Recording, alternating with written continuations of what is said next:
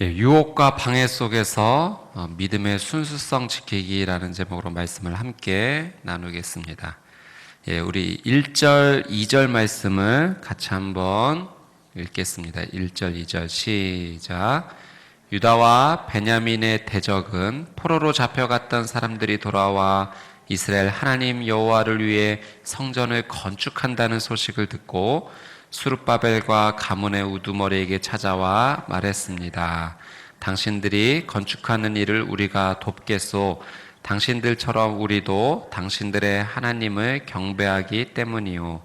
우리도 우리를 여기까지 끌고 온 아시리아 왕 에살 하돈 때부터 하나님께 제사를 드려왔으니 말이요. 이제 유다 사람들이 귀환을 해서 하나님의 성전을 짓는 일을 할 때 또 다른 사람들이 찾아와서 그 성전을 짓는 것을 돕겠다라고 이야기를 합니다. 어떤 일을 하는 데 있어서 도움을 주겠다라고 하는 손길은 참 귀한 손길입니다. 혼자 하는 것보다 둘이 힘을 합쳐서 할 때 그 일을 쉽게 감당할 수 있지요. 그런데 모든 일을 돕겠다 하는 것을 우리가 다 받아들여야 되는가? 그렇지는 않다라는 사실이에요. 누가 도우러 왔습니까? 다른 사람이 도운 것이 아니라 유다와 베냐민의 대적이 도우러 왔다는 거예요. 늘 방해하고 어려움을 주던 사람들, 못 살게 굴던 사람들, 생명의 위협을 하던 사람들이 도우러 오겠다라고 손길을 내민 것은 또 다른 의미가 있다라고 하는 사실이죠. 돕겠다라는 그 표면적인 이유는 참 고마운 일이지만 그 돕는 것이 다가 아니라 그 도움을 통해서 또 다른 어려움이 생길 수도 있다라고 하는 사실이죠. 오늘은 저희가 이 본문을 통해서 어떤 영적인 상황에 대해서 같이 한번 생각해 보기를 원합니다. 눈에 보이는 어떤 육적인 상황뿐만 아니라 보이지 않는 영적인 상황 가운데 이런 어려움이 있을 수 있다라고 하는 사실입니다. 영적인 상황 가운데 우리가 반드시 깨달아야 될 것은 하나님의 일을 방해하는 영적 방해자들이 있다라고 하는 거예요. 우리가 분명히 기억해야 될 것은 하나님의 일을 함에 있어서 그 영적인 것을 방해하는 영적인 세력이 있다는 것을 인정해야 됩니다. 우선은 그 첫 번째가 사단이죠. 사단은 영적으로 늘 우리의 삶 가운데 하나님과의 관계가 가까워지는 것을 방해해요. 사단은 늘 우리가 하나님 앞에 한 발자국 더 가까이 나가는 것을 원하지 않습니다. 그래서 우는 사자와 같이 어떻게 하든지 우리를 영적으로 잡아먹기 위해서, 우리를 방해하기 위해서 힘들게 한다라는 사실, 우리는 인정해야 합니다. 또 두 번째 사실은 신앙이 다른 자들과 연합한다는 것, 그것은 더 큰 어려움을 일으킬 수 있다라고 하는 사실이죠. 오늘 이 유대민족 베냐민 족속을 도우러 오겠다라는 대적들은 이런 신앙의 순수성을 가지고 있던 자들이 아닙니다. 말로는 하나님을 섬긴다라고 이야기했지만 그것은 그냥 표면적으로 드러내는 것일 뿐 사실은 하나님만을 순수하게 섬기던 자들은 아니었습니다. 신앙의 혼합주의를 가지고 있었던 자들이죠. 신앙의 온전한 고백을 하지 않는 자와 연합을 한다는 것. 좋은 것이 좋은 것이니까 같이 이렇게 마음을 합하자. 표면적으로 보면 그게 좋아 보이죠. 그런데 그것이 진짜 신앙을 거룩하고 순수하게 지키는 일인가? 그렇지 않다는 거예요. 그래서 저는 가끔 이렇게 그 4월 초파일 날 부처님 오신 날이라고 해서 천주교에서 이렇게 플래카드를 걸고 그것을 축하합니다 하는 일이나 크리스마스에 어떤 절에서 예수님 오신 것을 그렇게 서로 친하게 지내는 것처럼 보이는 이런 상황들이 이 정말 옳은 일인가? 물론 종교적으로 서로 같이 평화를 위해서 함께 마음을 모은다라고 하는 것이 굳이 다 나쁘다라고는 할 수는 없지만 종교적 차원에서 그것이 정말 순수성을 지키는 일인가? 저는 의구심이 듭니다. 여러분, 이 신앙의 원칙이 반드시 있어야 돼요. 원칙이 무너지면 이 혼합주의가 되는 거예요. 이것도 저것도 아닌 그 순수성이 무너져 내리는 것입니다. 그래서 저희가 가톨릭을 바라볼 때 약간 마음이 어떤 면에서 좀 불편한 것은 뭐 그런 사실들이죠. 마리아에게 기도를 한다.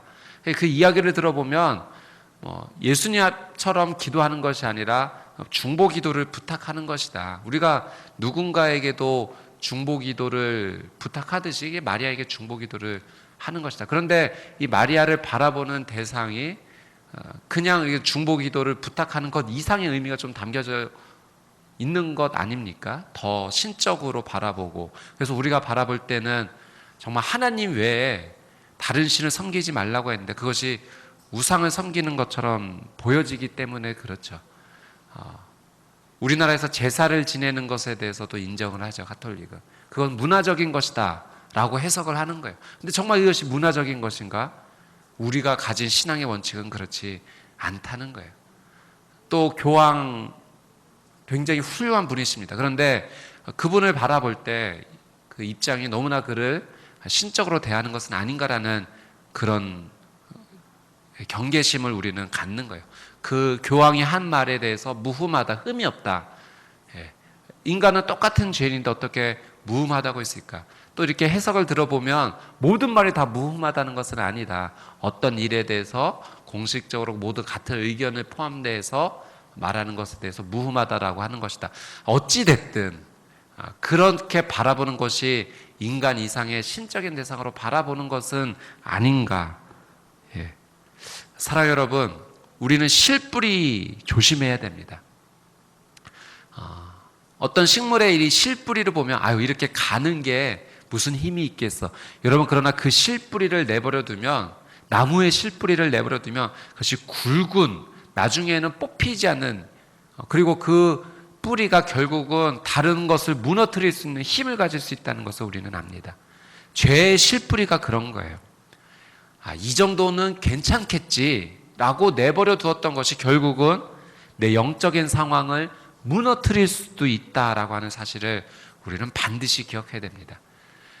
저는 이 선교지에서 한 선교사님이 이런 이야기도 하신 것 좀 들어보았어요. 애완견을 키우는 건 죄다. 뭐 이런 이야기도 좀 들어봤어요. 왜 그렇게 표현을 하실까? 애완견 키우는 게 뭐 그렇게 잘못된 일이라. 그런데 그분의 해석은 이랬던 거예요. 그러니까 그 이야기를 들으니까 어떤 이런 기준에서는 그런 면은 참 조심해야겠구나라고 이해가 되었던 것이, 왜 그분은 그걸 그렇게 보셨냐면 이제 그분은 선교적 마인드로 사시는 분이세요. 그런데 본인이 이렇게 삶을 생활하면서 이렇게 머리도 깎고 다니려고 하실 때 이제 굉장히 이제 검소하게 사시는 거죠. 이제 몇천 원, 뭐 얼마 안 되게 머리를 깎는데 애완견을 이렇게 키우는 모습을 보니까 이 애완견들은 정기적으로 이 털도 깎아주고 관리해 주는데 한 번 갈 때마다 몇만 원씩을 한다는 거죠. 그러니까 그분이 바라봤을 때 선교적 마인드를 가지고 살아간다면 애완견 키우는 거 좋지만 거기에 그렇게 많은 돈을 투자하는 것보다 먼저 하나님 나라를 위해서 그 정도 감당하고 그 후에 그렇게 한다면 그건 문제가 안 되겠지만, 하나님 나라와는 전혀 상관없이 살아가면서 내 만족을 위해서 내 물질을 흘려보내는 것은 죄가 될 수 있지 않을까라는 점에서 그런 의견을 제시하는 것을 보게 되었습니다. 왜 그렇게 바라보게 되었던 거예요? 이 기준이에요. 원칙. 내가 이 땅을 살아가면서 어떤 기준, 어떤 복음의 기준, 원칙을 가지고 살아가느냐, 그게 흔들려서는 안 된다라는 면에서 권면을 하셨던 것으로 저는 이해를 합니다. 여러분, 그러한 측면에서 현재 내가 가지고 있는 신앙의 원칙, 그 순수성을 나는 정말 잘 지키고 있는가? 여러분, 영적으로는 사단이 우리의 그런 순수성과 그런 원칙을 깨기 위해서 날마다 유혹하며 달려오고, 그리고 공격하고 협박하기도 한다라고 하는 사실입니다. 우리가 그 원칙이 무너지지 않기 위해서 반드시 잡아야 될 것이기 때문에 그건 말씀이에요. 다른 어떤 것이 아닙니다. 말씀입니다. 하나님의 말씀이 나에게 어떻게 말씀을 해주시는가, 그것이 우리의 삶의 원칙이 되어야 된다는 거예요. 그리고 그 원칙을 바라볼 때 정확하게 바라보고 해석할 수 있는 관점 또한 필요한 거죠. 우리는 그래서 그 은혜를 구해야 돼요. 하나님의 말씀이 내 신앙의 정말 흔들리지 않는 원칙이 되게 해주시고, 그리고 그 말씀을 해석할 때 영적으로 올바르게 해석할 수 있는 그런 관점, 그런 공동체, 그런 교회, 그런 주변의 신앙의 동역자들 허락해 주십시오. 기도해야 된다라고 하는 사실입니다. 여러분, 오늘 이 하루 흔들리지 않는 하나님의 거룩한 말씀 앞에서 영적으로 그 순수성을 지키시는 귀한 하루가 되시기를 주님의 이름으로 축복합니다. 아멘. 3절 말씀해 보니까 유대의 지도자들이 그들의 제안에 대해서 단호하게 거부합니다. 예. 그거는 호의를 뿌리친 것이 아니라 원칙에서 어긋났기 때문에, 신앙의 원칙에서 분명히 어긋났기 때문에 단호하게 거절한 거죠. 여러분, 우리의 신앙생활에서 그 원칙에서 벗어난 것이 있다면 아니오라고 말할 수 있어야 되는 거예요. 예. 그냥 다 좋은 게 좋은 거 아닌가라는 것에서, 물론 사랑하고 섬기고 받아들이고 용납해야 될 부분도 있지만, 그러나 반드시 흔들리지 않는 기준은 가지고 있어야 된다라는 사실이죠. 그러니 여러분, 이 사람들이 거기서 멈춥니까? 4절 말씀을 한번 읽어보겠습니다. 4절 시작. 그러자 그 땅 사람들은 유다 백성들의 마음을 약하게 하고 겁을 주어 건축하지 못하게 했습니다. 예, 더 심한 영적인 공격을 감행한다라는 거죠.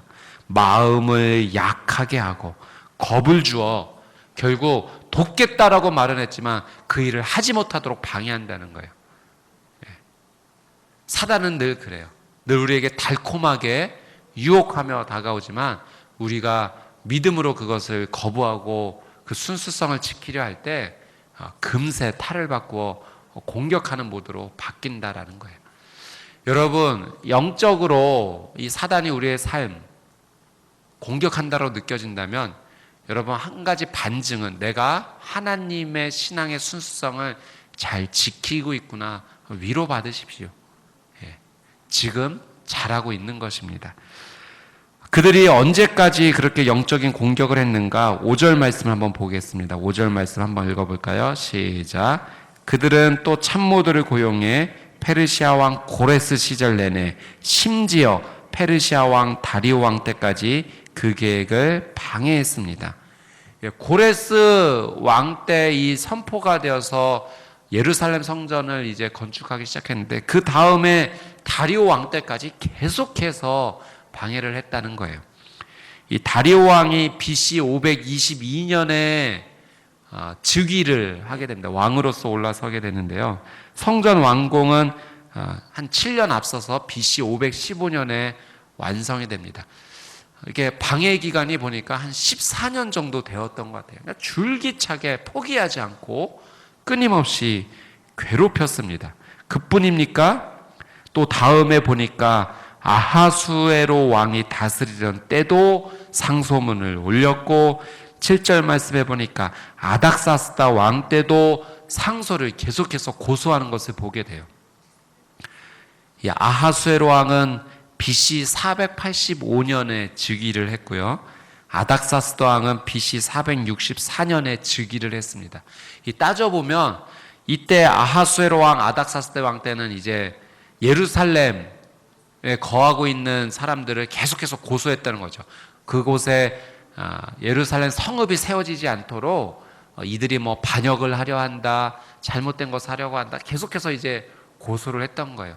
그러니까 성전이 세워지려고 했던 그때부터 제가 보니까 100년 가까운 시절 내내 이렇게 공격을 받았던 것으로 보입니다. 참 이 영적인 공격이 오랜 기간 지속되는 것을 보게 돼요. 그리고 그 강도가 점점 세지는 것을 보게 됩니다. 저희가 이것을 영적으로 한번 바라볼 때, 이 사단은 결코 쉽게 포기하지 않는다라는 사실을 저희는 알게 됩니다. 그냥 한두 번 찔러보고 마는 것이 아니에요. 영적인 이 악한 공격이 사단은 포기하지 않고 우리의 삶 가운데 찾아올 수 있다는 사실을 우리는 알아야 됩니다. 여러분, 이 공격에서 살아남기 위해서는 어떻게 해야 됩니까? 한 가지 방법이 있어요. 그 공격보다 더 강하면 돼요. 그러면 넘어지지 않는 거예요. 상대가 공격하는 것보다 내가 더 강하면 그 공격에 쓰러지지 않는 거예요. 언제 쓰러지는 거예요? 그 공격에 준비되어 있지 못할 때 쓰러지는 거예요. 사단은 쉽게 포기하지 않고 늘 우리의 영혼을 힘들게 하고 괴롭게 하고 넘어뜨리려고 합니다. 여러분, 그렇다면 우리는 한 가지 교훈을 얻게 돼요. 내가 영적으로 늘 준비되어지고 공급받아야 되는구나, 이 사실을 알게 되는 거죠. 공급받지 못하면, 준비되지 못하면 여러분, 우리는 언제라도 쓰러질 수 있는 존재입니다. 내가 힘이 있고 능력이 있어서 사단의 공격을 막아낼 수 있다? 아니요. 우리는 사단의 공격을 막아낼 능력이 없는 사람들이에요. 우리가 어떻게 그 공격을 막아내겠습니까? 오직 한 가지 방법밖에 없죠. 예수님의 은혜입니다. 예수님이 나를 지켜주시기 때문에 우리도 오늘 그런 고백을 하지 않았습니까? 주위를 둘러보면 아무도 없는 것 같지만 믿음의 눈을 들어보면 예수님이 그 자리에 계신 거예요. 믿음으로 우리는 영적 준비를 하는 삶을 살아야 됩니다. 사랑하는 여러분, 믿음으로 영적 준비를 한다는 것은 저는 이것이라고 생각해요. 그것은 예배입니다. 우리의 삶에서 예배가 온전히 세워지지 못하면, 예배를 통해 하나님 주신 은혜를 공급받지 못하면, 예배를 통해 하나님 주시는 은혜 가운데 우리가 나아가지 못한다면 우리는 얼마든지 쓰러질 수 있는 존재예요. 내가 오늘 예배를 잘 드리고 오늘 은혜를 받았다고 해서 일주일 뒤가 보장되는 인생입니까? 아니에요. 우리는 늘 날마다 예배 가운데 나가 하나님 주시는 은혜를 공급받아야 돼요. 마치 전쟁에서 한 성이 무너지지 않게 해서 계속해서 식량이 공급되어서 그 적들의 공격을 막아내야지 끝까지 무너지지 않는 것처럼 우리는 날마다 하나님의 은혜를 예배를 통해 공급받아야 돼요. 그래서 오늘 이 영적인 상황에 대해서 우리는 한 가지를 분명히 깨닫습니다. 영적인 공격은 늘 날마다 있다. 그러나 그 공격에 이기기 위해서는 주님 주신 은혜를 공급받으면 된다. 그러면 그것이 100년이 됐던 200년이 됐던 상관없는 거예요. 참 질기네, 오래가네, 그렇게 우리는 한마디 할 수 있는 거예요. 아무리 공격이 있다 한들 우리는 예수님의 은혜로 준비되어진다면 넘어지지 않습니다. 여러분, 예배가 살아야 돼요. 우리 개인의 예배가 살아야 돼요. 가정이 살려면 가정이 예배로 살아야 됩니다. 교회가 살려면 교회가 예배로 살아야 되는 거예요. 제가 이번 주 수요 예배 드리면서 이 예배 가운데 하나님 주신 한 가지 감동이 있었어요. 예배밖에 없구나. 예배밖에 없구나. 우리 교회가 살기 위해서는 정말 예배밖에 없구나. 기도의 제목이 생겼습니다. 여러분 같이 기도해 주십시오. 그래서 지금 마음 가운데 기도하고 준비하는 것은 이 성령 집회를 좀 준비해 보고 싶어요. 일단은 한 달에 한 번 정도 주일날 저녁에 성령 집회를 한번 하나님께 드렸으면 좋겠다. 정말 마음껏 찬양하고 마음껏 말씀 앞에 나가고 정말 뜨겁게 기도하는 그런 성령 집회를 좀 준비하고 싶습니다. 함께 기도해 주십시오.